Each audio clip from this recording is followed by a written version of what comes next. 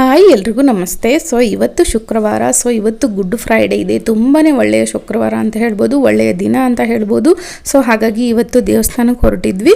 ಹಾಗೆಯೇ ನಮ್ಮ ಗಿಡದಲ್ಲಿ ಒಂದಿಷ್ಟು ಕನಕಾಂಬರ ಹೂವಾಗಿತ್ತು, ಅದನ್ನು ನೀಟಾಗಿ ಪೋಣಿಸ್ಕೊಂಡು ಮುಡ್ಕೊಂಡೆ. ಸೊ ಅದಾದಮೇಲೆ ಮಧ್ಯಾಹ್ನ ಊಟಕ್ಕೆ ಅಂತ ಚಪಾತಿ ಮತ್ತು ಅಲಸಂದೆ ಕಾಳನ್ನು ಮಾಡಿದ್ದೆ.